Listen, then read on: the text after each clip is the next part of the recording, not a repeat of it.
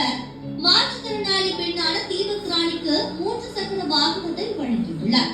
பின்னர் மாற்றுத்திறனாளி கார்த்தியின் அன்னதான திட்டத்திற்காக 3000 ரூபாய் நிதி உதவியும் கொடுத்துள்ளார்.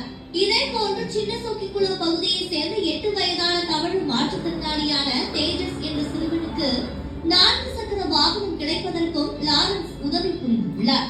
ஆர்த்தி ஆட்டோ ஓட்டிதான் சின்ன சின்ன உதவி நிறைய செஞ்சுட்டு இருக்காப்ல. 2 நாள் சாப்பாடு கொடுக்க, ஏதோ முடிஞ்சது யார் யார் என்னென்ன கேட்கறாங்க, பேனா கொடுக்க, படிக்கிற புக்கு நோட்டு எல்லாமே கொடுத்துட்டு இருக்காப்ல. ஆனா அவனால அதுதான் செய்ய முடியும். இப்போதைக்கு கஷ்டப்பட்டு அதை ஓட்டி செஞ்சுட்டு இருக்காரு. எல்லாம் சொல்லுவாங்க தான் பிள்ளைதான் வளரணும், நான் அப்படிலாம் கிடையாது. அதனால இருக்க வரை 4 பேருக்கு உதவி செய்வோம். உன்னால என்ன முடியுமோ செய், என்னால என்ன கொடுக்க முடியுமோ நான் கொடுக்கறேன் சொல்லி என்னுடைய வருமானத்திலேயே கொஞ்சம் கொஞ்சம் அவனுக்கு கொடுத்து ஏதோ டிக்கே கட்டி செஞ்சுக்கிட்டு இருக்காப்ல.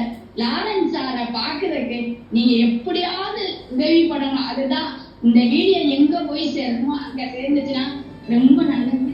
இது குறித்து பேசிய மாற்றுத்திறனாளி கார்த்திக், நடிகர் ராகவ லாரன்ஸை பார்த்ததால் எனக்கு கிடைக்கக்கூடிய வருமானத்தில் அன்னதானம் உள்ளிட்ட உதவிகளை செய்து வருவதாகவும் கார்த்திக் தெரிவித்தார்.